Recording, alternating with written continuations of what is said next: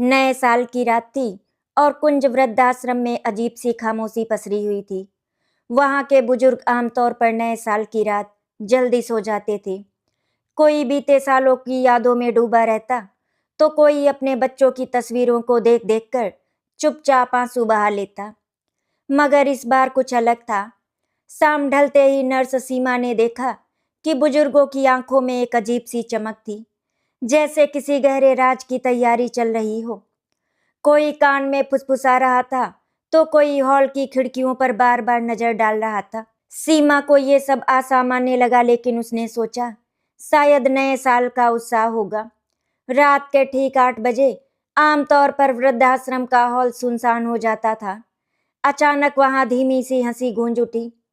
78 साल के रामदत्त जी, जो दिन भर खामोश रहते थे, वो आज मुस्कुरा रहे थे। 82 साल की शारदा देवी, जिनकी आंखों में हमेशा उदासी रहती थी, आज किसी गहरे राज को संभाले बैठी थी। सीमा जैसे पास जाती बातचीत रुक जाती। ये सिर्फ उत्साह नहीं था, एक साजिश जैसा लग रहा था। तभी वार्डन महेश्वर जी ने घोषणा की, आज नए साल पर बुजुर्गों के लिए एक छोटा सा कार्यक्रम है। मगर उनके शब्दों में भी अजीब सी हड़बड़ाहट थी। सीमा का दिल जोर शोर से धड़कने लगा, क्योंकि कार्यक्रम की अनुमति तो पहले से नहीं ली गई थी। जैसे जैसे रात गहराती गई, वृद्धाश्रम के अंदर का माहौल बदलने लगा। पुराने स्पीकर से अचानक धीमा संगीत बजने लगा, वो भी ऐसा गीत जो इन बुजुर्गों की जवानी के दिनों का था। शारदा देवी की आंखों से आंसू बह निकले, लेकिन ये आंसू दर्द के नहीं थे, बल्कि किसी अधूरी कहानी के पूरे होने की आहट के थे। रामदत्त जी ने धीरे से कहा, आज सब सच सामने आएगा। ये सुनकर सीमा सिहर उठी, कौन सा सच, किसके सामने? तभी उसने देखा, हॉल का पिछला दरवाजा जो सालों से बंद पड़ा था, आज खुला हुआ था। रात के ठीक 12 बजने से पहले बुजुर्गों ने मेज के नीचे छुपा कर रखी चीजें बाहर निकालनी शुरू की। पुरानी तस्वीरें, पीले पड़ चुके खत और बंद लोहे का छोटा बक्सा जिस पर जंग लगी हुई थी। शारदा देवी ने कांपते हाथों से उस बक्से को पकड़ा और कहा, नया साल तभी आएगा जब हमारा बीता कल इंसाफ पाएगा। सीमा का गला सूख गया। उसे समझ आ गया कि ये सिर्फ पार्टी नहीं थी, ये इंतजार का अंत था। तभी अचानक बिजली चली गई, पूरा वृद्धाश्रम अंधेरे में डूब गया। और उसी अंधेरे में किसी ने धीमी लेकिन मजबूत आवाज में कहा, वो आ गया है। बिजली गुल होते ही पूरे वृद्धाश्रम में जैसे सांसें थम गई। भीतर अंधेरे में बैठे बुजुर्गों की धड़कनें तेज हो चली थी। सीमा ने मोबाइल की टॉर्च जलानी चाही, लेकिन हाथ कांपने लगे, क्योंकि जिस आवाज ने कहा था वो आ गया है, उसमें डर नहीं बल्कि वर्षों का दबा हुआ इंतजार था।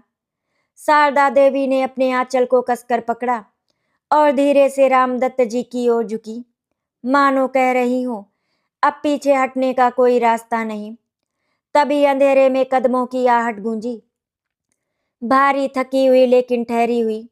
ये कोई अनजान चाल नहीं थी, ये वही चाल थी जिसे कई बुजुर्ग दशकों से पहचानते थे। सीमा की टॉर्च की हल्की रोशनी जैसे तैसे सामने पहुंची, तो एक झुकी हुई काया दिखाई दी। सफेद बाल, थका चेहरा और आंखों में पश्चाताप का समंदर। किसी ने फुसफुसा कर कहा, विजय, और उस नाम के साथ ही कमरे में दबी हुई सिसकियां फैल गईं। विजय, ये वही नाम जो वर्षों से इस वृद्धाश्रम की दीवारों में गूंजता रहा था, मगर हमेशा अधूरा। वो आगे बढ़ा तो शारदा देवी की आंखें भर आई। उन्होंने कांपती आवाज में कहा, इतनी देर क्यों कर दी? ये साल नहीं, एक जीवन भर का बोझ था। विजय ने सिर झुका लिया। अंधेरे में उसकी आवाज फटी हुई थी, डरता रहा सच से, अपने ही किए से। तभी रामदत्त जी ने मेज पर रखा जंग लगा बक्सा आगे खिसकाया। तो आज खोलो, उन्होंने कहा। नया साल तब आएगा जब पुराने जख्मों को नाम मिलेगा। सीमा का दिल बैठ गया। ये पार्टी किसी खुशी का बहाना नहीं, बल्कि इंसाफ की आखिरी कोशिश थी। जैसे ही बिजली लौटी, हॉल की रोशनी में वो बक्सा चमक उठा। विजय के हाथ कांपे। उसने ढक्कन खोला तो भीतर से पुराने दस्तावेज, कुछ तस्वीरें और एक लाल रिबन में बंधी डायरी निकली।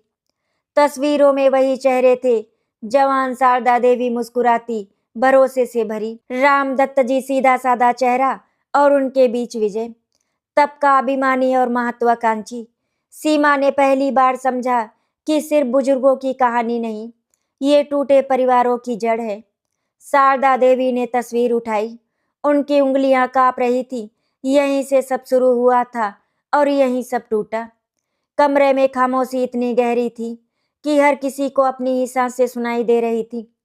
डायरी खुली तो शब्दों से पहले आंसू टपक पड़े। विजय ने पढ़ना शुरू किया, एक एक पन्ना, एक एक धोखा। लालच, संपत्ति और झूठे वादों ने कैसे रिश्तों को कुचल दिया। जैसे जैसे पन्ने पलटते गए, बुजुर्गों की आंखों में बीता कल जीवित हो उठा।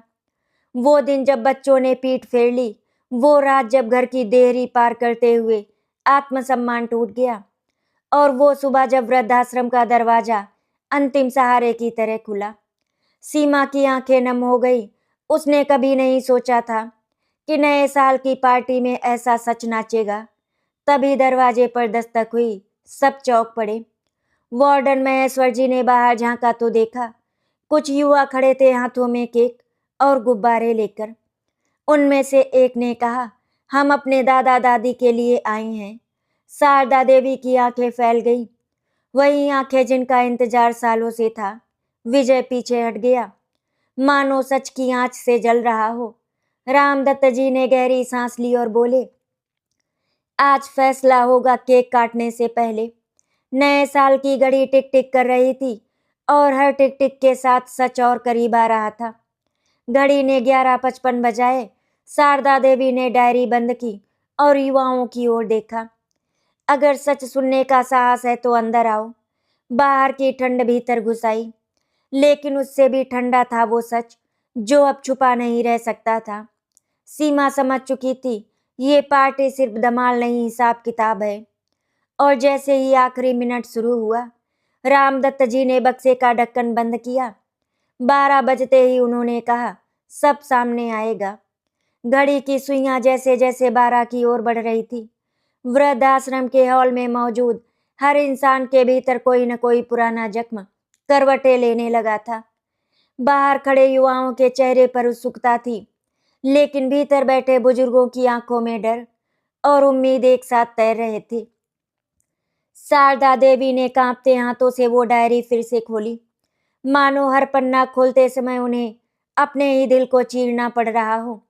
ये पन्ना, उन्होंने धीमी आवाज में कहा, यही वो दिन है जब हमारे बच्चों ने हमें जिंदा होते हुए भी छोड़ दिया था।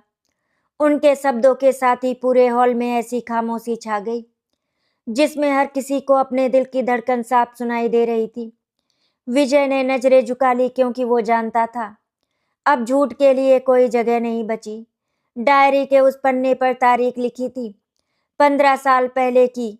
उस दिन का जिक्र था जब एक साथ कई घरों के दरवाजे बंद हुए थे।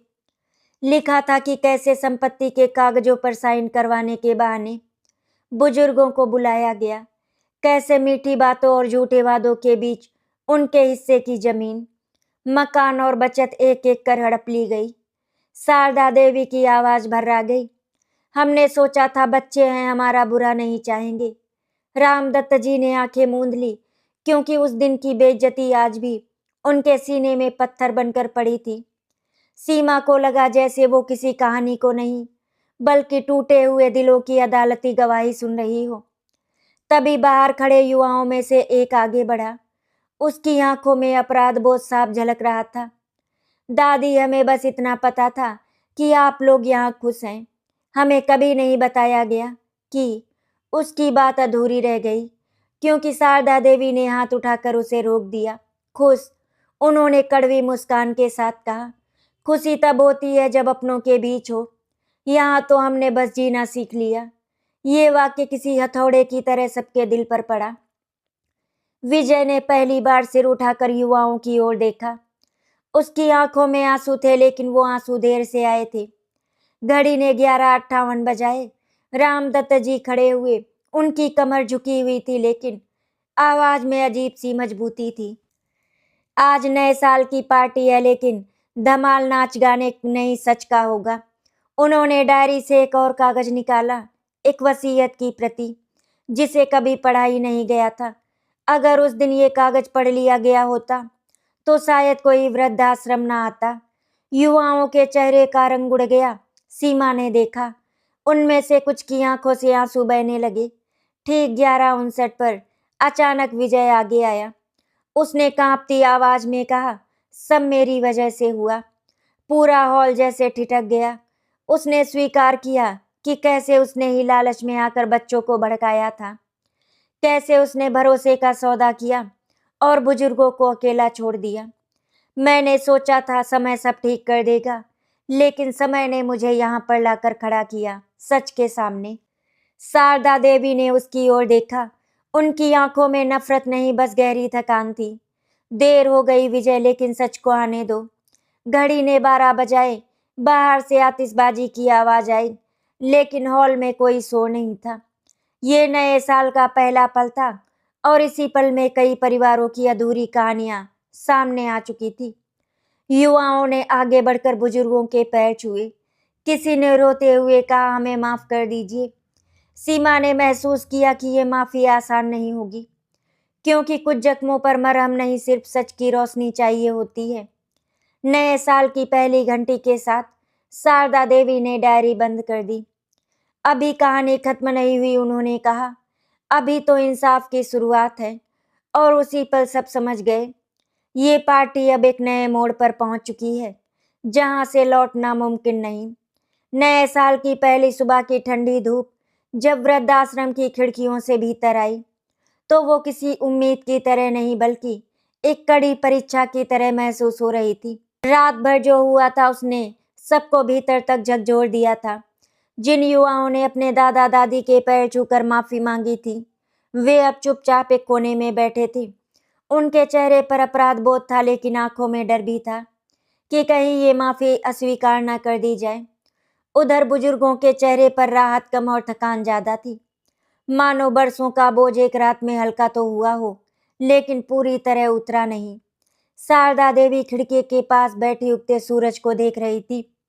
रामदत्त जी ने सभी बुजुर्गों को हॉल में इकट्ठा होने के लिए कहा। उनकी आवाज में ना तो क्रोध था और ना ही कठोरता, बस एक थकी हुई सच्चाई थी। आज हम सबको मिलकर फैसला करना है। ये सिर्फ माफी का मामला नहीं है, ये हमारे आत्मसम्मान का सवाल है। बुजुर्गों के बीच खुसर-पुसर शुरू हो गई। कोई कह रहा था, बच्चे हैं, गलती हो गई होगी। तो कोई ये भी बोल उठा, गलती नहीं, साजिश थी।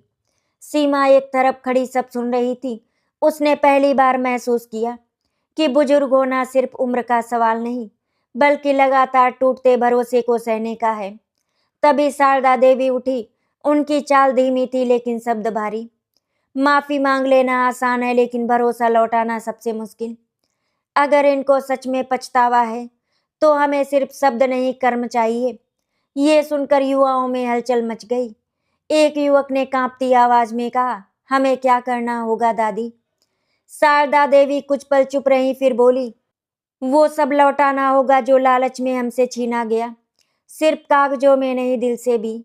ये शर्त सुनकर कई चेहरों का रंग उड़ गया। कुछ ने सिर झुका लिया, कुछ की आंखों में डर तैर गया। विजय जो रात भर अपराध बोध में डूबा रहा, अचानक आगे आया, तो मुझे भी इसकी कीमत चुकानी होगी। उसकी आवाज में पश्चाताप था, लेकिन साथ ही एक अजीब सी राहत भी, जैसे सच बोलकर वो पहली बार हल्का हुआ हो। रामदत्त जी ने उसे गौर से देखा और कहा, कीमत सिर्फ पैसों से नहीं चुकती विजय, कीमत ईमानदारी से चुकानी होती है। ये सुनकर विजय की आंखों से आंसू बह निकले, वे आंसू जो बरसों पहले आ जाने चाहिए थे। इसके बाद जो चर्चा हुई वो किसी अदालत से कम नहीं थी। बुजुर्गों ने तय किया कि वे तुरंत घर लौटने का फैसला नहीं करेंगे। शारदा देवी ने स्पष्ट कहा, हम वापस तभी जाएंगे जब हमें यकीन हो जाए कि ये दया नहीं, बल्कि सम्मान की वापसी है। युवाओं को 6 महीने का समय दिया गया। 6 महीने जिनमें उन्हें न सिर्फ संपत्ति के कागज ठीक करने थे, बल्कि हर हफ्ते वृद्धाश्रम आकर बुजुर्गों के साथ समय भी बिताना था। रामदत्त जी बोले, हमें सेवक नहीं चाहिए, हमें अपनेपन की सच्चाई चाहिए। ये फैसला सुनकर कुछ युवाओं की आंखों में उम्मीद जगी तो कुछ के चेहरों पर चिंता छा गई। सीमा ने महसूस किया यही असली सस्पेंस था नए साल की सुबह। अब सिर्फ तारीख नहीं थी, ये सबके चरित्र की परीक्षा बन चुकी थी। दिन ढलने लगा, बुजुर्ग अपने अपने कमरों की ओर लौटे, लेकिन मन में सवालों की आंधी थी। शारदा देवी ने कमरे का दरवाजा बंद करते हुए धीमे स्वर में कहा, अगर इस बार भी टूटे तो शायद दोबारा जुड़ने की ताकत ना बचे। बाहर गलियारे में सीमा खड़ी रह गई। उसके मन में भी एक ही सवाल था, क्या नए साल की ये धमाल पार्टी सच में रिश्तों को जिंदा कर पाएगी या ये सिर्फ आखिरी कोशिश थी। नए साल के जश्न के बाद के दिन वृद्धाश्रम में असामान्य शांति लेकर आए थे। 6 महीनों की कसौटी की घोषणा जितनी कठोर सुनाई दी थी, उतनी ही भारी वो हर दिन बनती जा रही थी। पहले हफ्ते ही युवाओं का आना शुरू हुआ।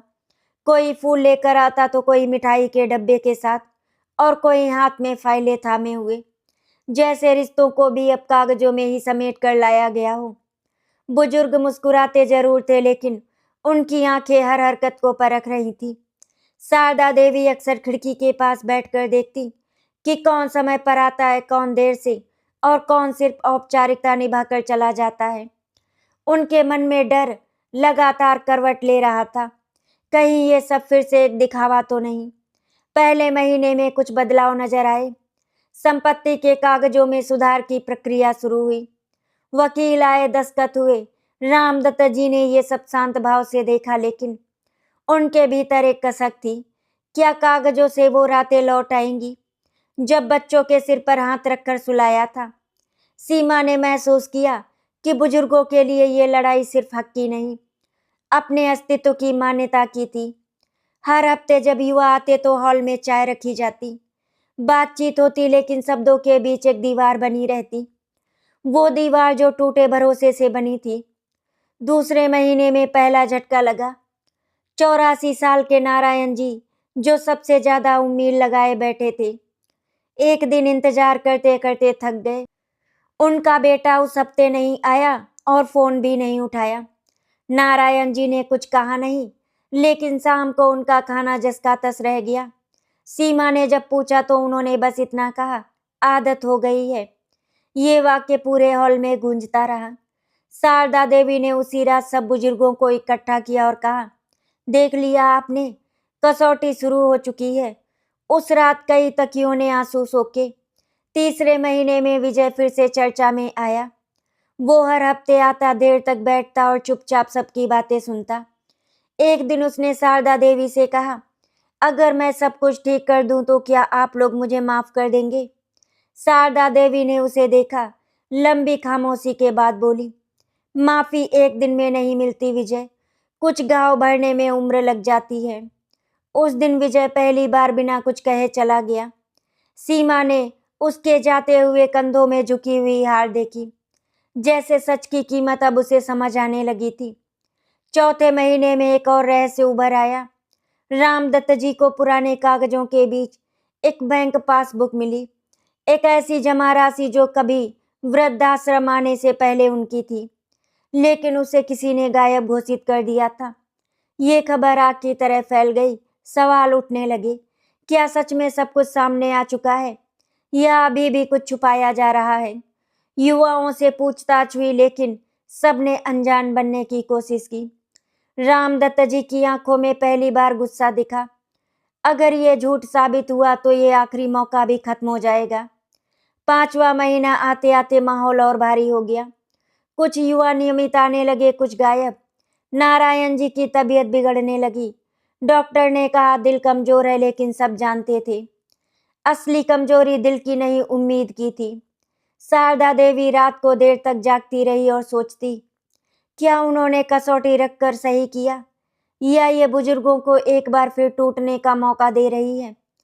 6 महीने की दहलीज पर खड़े होकर वृद्धाश्रम के हर कमरे में एक ही सवाल तैर रहा था, अब क्या होगा। इसी बीच सीमा ने एक ऐसी बातचीत सुन ली जिसने उनके पैरों तले से जमीन खिसका दी। 2 युवाओं की फुसफुसाहट, जिसमें कहा गया था बस थोड़ा समय और फिर सब पहले जैसा हो जाएगा। उस पहले जैसा का मतलब क्या था, ये किसी को नहीं पता था। छठे महीने की पहली सुबह वृद्धाश्रम पर किसी अनहोनी की तरह छाया लेकर आई। रामदत्त जी के हाथ में वो पुरानी बैंक पासबुक अब भी कांप रही थी, जैसे उसमें छुपा सच बाहर आने को मचल रहा हो।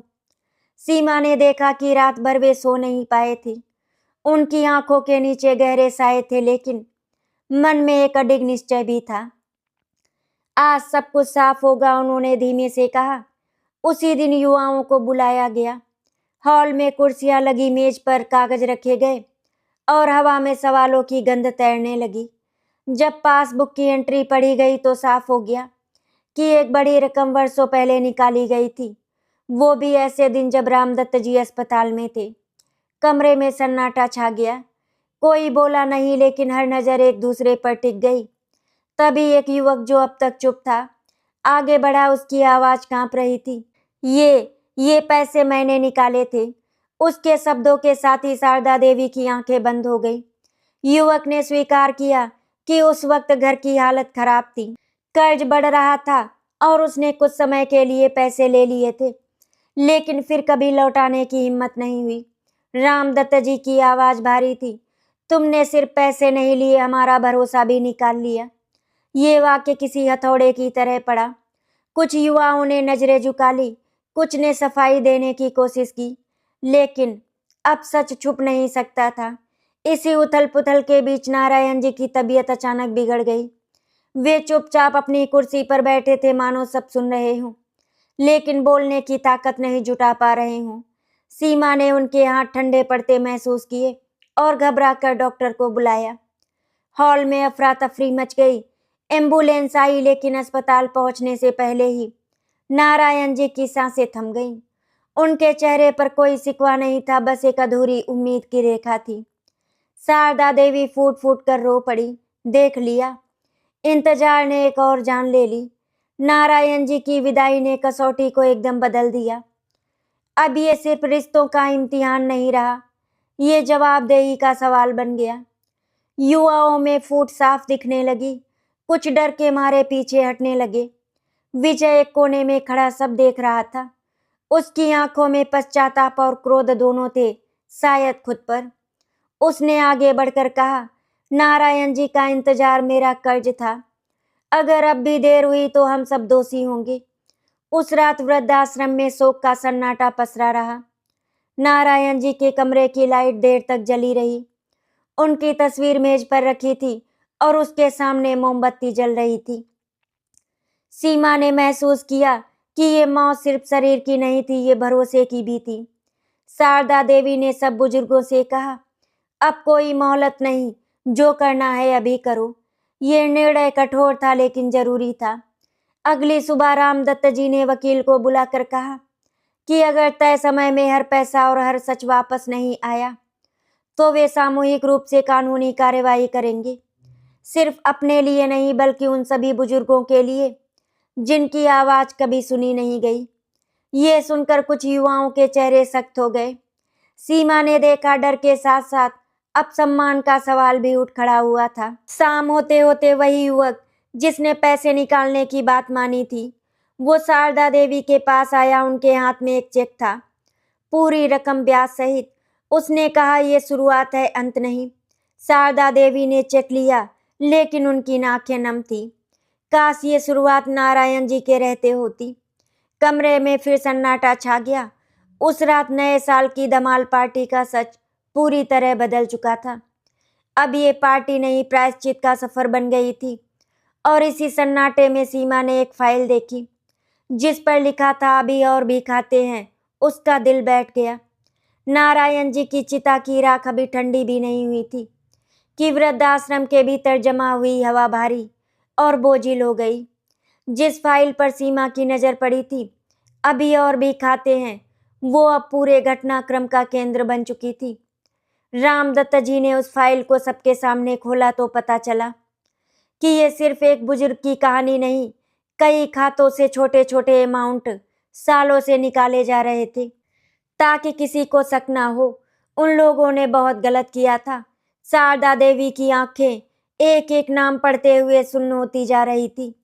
हर नाम के साथ एक चेहरा, एक बीता हुआ घर, एक टूटता रिश्ता जुड़ा था। ये अब गलती नहीं बल्कि एक सुनियोजित धोखा था। कमरे में बैठे युवाओं के बीच खामोशी थी, लेकिन वो खामोशी टूटने वाली थी। जैसे ही ये सच सामने आया, युवाओं के दो साफ साफ गुट बन गए।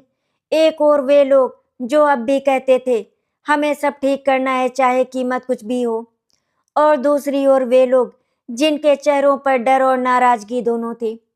पुरानी बातें उखाड़ने से क्या मिलेगा, अब जो हुआ सो हुआ। ये सुनते ही रामदत्त जी का चेहरा तमतमा उठा। जो हुआ वो खत्म नहीं होता जब तक उसे माना ना जाए। उनकी आवाज में वो दृढ़ता थी जो सालों पहले भी थी जब उन्होंने परिवार को जोड़कर रखा था। सीमा ने महसूस किया आज ये लड़ाई पीढ़ियों के बीच नहीं बल्कि नैतिकता और सुविधा के बीच थी। विजय जो अब तक एक छाया की तरह चुप था, अचानक बीच में आ खड़ा हुआ। ये सब मेरी वजह से शुरू हुआ, लेकिन अब इसे रोकना भी मेरी जिम्मेदारी है। उसने सबके सामने एक कागज रखा, एक शपथनामा जिसमें उसने खुद को हर कानूनी कार्रवाई के लिए प्रस्तुत किया था। अगर किसी को लगता है कि सच से भागकर बच जाएगा तो वे गलत हैं। उसकी बात ने कई चेहरों को सख्त कर दिया। कुछ युवाओं ने वहीं से जाने का फैसला किया। दरवाजा जोर से बंद हुआ और उसी आवाज के साथ कई रिश्ते भी टूट गए। उस रात वृद्धाश्रम में एक अनोखी बैठक हुई। बुजुर्गों ने पहली बार सामूहिक रूप से फैसला लिया कि अब वे सिर्फ अपने लिए नहीं बल्कि उन सभी बुजुर्गों के लिए लड़ेंगे जिनकी आवाज घरों में दबा दी गई थी। शारदा देवी ने कहा, हम कमजोर नहीं है, हमने चुप रहकर गलती की, लेकिन अब चुप रहना गुनाह होगा। ये वाक्य किसी मसाल की तरह जल उठा। सीमा की आंखें भर आई। उसने पहली बार बुजुर्गों को पीड़ित नहीं बल्कि साहसी देखा। अगले दिन कानूनी प्रक्रिया की शुरुआत हुई। नोटिस भेजे गए, बैंक रिकॉर्ड खंगाले गए। शहर में चर्चा फैलने लगी। वृद्धाश्रम के बुजुर्ग अदालत जा रहे हैं। कुछ ने इसे तमाशा कहा तो कुछ ने साहस। युवाओं में घबराहट बढ़ती गई। एक युवक ने सीमा से फुसफुसाकर कहा, अगर ये सब बाहर आया तो हमारी इज्जत। सीमा ने उसकी ओर देखा। इज्जत सच से आती है, छुपाने से नहीं। उसके शब्दों में वो सच्चाई थी जो देर से सही लेकिन जरूरी थी। इसी बीच एक और रहस्य सामने आया। शारदा देवी को पता चला कि नारायण जी ने मरने से पहले एक चिट्ठी लिखी थी जो उनके तकिए के नीचे छुपी थी। उस चिट्ठी में उन्होंने लिखा था कि अगर मैं ना रहूं तो लड़ना मत छोड़ना, मेरे इंतजार को मेरी हार मत बनाना। ये पढ़ते ही शारदा देवी फूट फूट कर रो पड़ी। उन्होंने चिट्ठी सबको सुनाई। उस पल किसी की आंख सूखी नहीं थी। ये सिर्फ एक बुजुर्ग की इच्छा नहीं थी, ये एक आंदोलन की वसीयत थी। भागते हुए रिश्तों और उभरते साहस के बीच वृद्धाश्रम अब किसी आश्रय से ज्यादा एक न्याय स्थल बन चुका था। और जैसे जैसे सच की परतें खुल रही थी, ये साफ होता जा रहा था कि असली परीक्षा अभी बाकी है, जब अदालत में सबको आमने सामने होना पड़ेगा और नए साल की वो धमाल पार्टी एक इतिहास बनकर गवाही देगी। अदालत की सीढ़ियां वृद्धाश्रम के उन बुजुर्गों के लिए किसी पहाड़ से कम नहीं थी, जिनके घुटने उम्र के बोझ से कांपते थे, लेकिन आज उनके कदमों में अजीब सी दृढ़ता थी। सफेद कपड़ों में लिपटे रामदत्त जी, शारदा देवी और बाकी बुजुर्ग जब एक एक कर अदालत के भीतर दाखिल हुए तो गलियारों में मौजूद लोगों की नजरें ठहर गई। मीडिया के कैमरे चमक उठे। वृद्धाश्रम के बुजुर्ग बनाम अपने ही परिवार की सुर्खियां हवा में तैरने लगी। सीमा एक कोने में खड़ी ये सब देख रही थी। उसे महसूस हो रहा था कि जिस सच को सालों तक चार दीवारों में दबाया गया, वो अब खुले आसमान के नीचे आ चुका है और उसकी गूंज दूर तक जाएगी। पहली सुनवाई में ही माहौल भारी हो गया। जब बैंक रिकॉर्ड, पासबुक और दस्तावेज पेश किए गए तो अदालत में बैठे युवाओं के चेहरों से नकाब उतरने लगा। कुछ ने आंखें चुरा ली और कुछ ने अपने वकीलों से फुसफुसाकर बात की। शारदा देवी का बयान जब दर्ज हुआ तो अदालत में सन्नाटा छा गया। उन्होंने कांपती आवाज में कहा, हमने भीख नहीं मांगी थी, हमने सिर्फ अपने ही बच्चों से इंसाफ मांगा था। ये वाक्य इतना सरल था, लेकिन उसकी चोट इतनी गहरी कि कई लोग नजरें झुका बैठे। रामदत्त जी ने आगे बढ़कर कहा, अगर आज हम चुप रहे तो कल कोई और बूढ़ा इसी तरह चुप कराया जाएगा। ये अब व्यक्तिगत मामला नहीं रहा था, ये एक मिसाल बनता जा रहा था। मीडिया की मौजूदगी ने युवाओं के भीतर खलबली मचा दी। कुछ को डर था कि समाज में उनकी छवि टूट जाएगी, कुछ को अपने करियर की चिंता सताने लगी। अभी एक अप्रत्याशित मोड़ आया।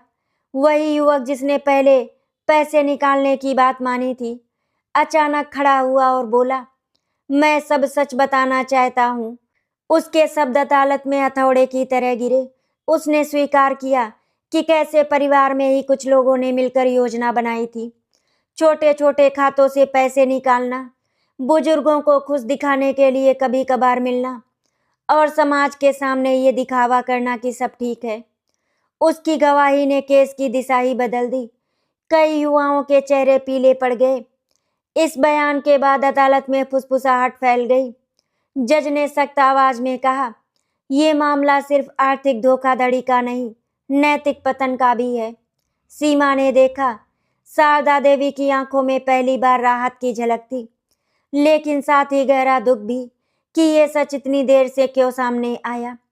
विजय, जो अब तक चुपचाप बैठा था, अचानक रो पड़ा। उसने कहा, अगर मैंने पहले हिम्मत दिखाई होती तो शायद आज ये दिन ना देखना पड़ता। उसकी ये स्वीकारोक्ति किसी माफी की तरह नहीं, बल्कि एक टूटे इंसान की चीख की तरह थी। सुनवाई स्थगित हुई, लेकिन अदालत के बाहर जो हुआ वो किसी फैसले से कम नहीं था। मीडिया ने बुजुर्गों को घेर लिया। सवाल दागे गए, क्या आप अपने बच्चों को जेल भेजना चाहते हैं? शारदा देवी ने शांत स्वर में जवाब दिया, हम जेल नहीं चाहते, हम सच चाहते हैं। ये जवाब रातों रात चर्चा का विषय बन गया। समाज दो हिस्सों में बंट गया। एक और वे जो कहते थे कि बुजुर्गों को माफ कर देना चाहिए, और दूसरी ओर वे जो पहली बार समझ रहे थे कि चुप्पी भी एक अपराध होती है। अदालत से लौटते समय वृद्धाश्रम की गाड़ी में अजीब सी खामोशी थी। किसी के चेहरे पर जीत नहीं थी, किसी के चेहरे पर जीत नहीं थी, किसी के चेहरे पर हार नहीं, बस एक थकान थी जो सच के बोझ से आई थी। शारदा देवी ने खिड़की से बाहर देखते हुए धीमे से कहा, नारायण जी आज होते तो शायद मुस्कुराते। उस वाक्य ने सबकी आंखें नम कर दी। ये लड़ाई अब उनके लिए नहीं रही थी, ये उन सबके लिए थी जो कभी बोल नहीं पाए। और इसी खामोशी में सीमा ने महसूस किया कि अगला कदम सबसे कठिन होगा, क्योंकि अब फैसला सिर्फ अदालत का नहीं, दिलों का भी होना था। अदालत की अगली तारीख पर जब अंतरिम फैसला सुनाया जाना था, उस सुबह वृद्धाश्रम में असामान्य सन्नाटा था। कोई पूजा नहीं कर रहा था, कोई अखबार नहीं पढ़ रहा था। सबकी नजरें घड़ी पर टिकी थी, मानो समय ही सबसे बड़ा गवाह बन गया हो। शारदा देवी ने अपने कमरे में नारायण जी की तस्वीर के सामने दिया जलाया और धीमे से कहा, आज अगर न्याय आधा भी मिला तो समझूंगी आपकी आत्मा को शांति मिली। रामदत्त जी बाहर कुर्सी पर बैठे थे। उनके हाथ कांप रहे थे, लेकिन आंखों में थकान साफ झलक रही थी। ये थकान मुकदमे की नहीं, बल्कि उस इंतजार की थी जो वर्षों से उसके जीवन का हिस्सा बन चुका था। अदालत में जज ने जब अंतरिम आदेश पढ़ा तो पूरे हॉल में सन्नाटा छा गया। आदेश स्पष्ट था, जिन खातों से पैसे निकाले गए उनकी पूरी राशि ब्याज सहित तुरंत बुजुर्गों के नाम ट्रस्ट में जमा की जाएगी, और संपत्ति के मामलों में किसी भी तरह की बिक्री या हस्तांतरण पर रोक रहेगी। ये फैसला सजा नहीं थी, लेकिन चेतावनी जरूर थी। युवाओं के चेहरे पर राहत और डर दोनों थे। राहत इसीलिए कि जेल का डर अभी टला था, और डर इसीलिए कि अब बचने का कोई रास्ता नहीं बचा था। शारदा देवी ने आंखें बंद कर ली। ये जीत नहीं थी, लेकिन हार भी नहीं। ये बस सच की पहली स्वीकारोक्ति थी। अदालत ने बाहर निकलते ही समाज का रवैया बदला हुआ दिखा। वही लोग जो पहले कहते थे घर की बात घर में रखो, अब बुजुर्गों के पैरों में झुककर कह रहे थे, आपने सही किया। मीडिया ने भी सुर बदला। अब ये कहानी बदनामी की नहीं, बल्कि हिम्मत की मिसाल बन चुकी है।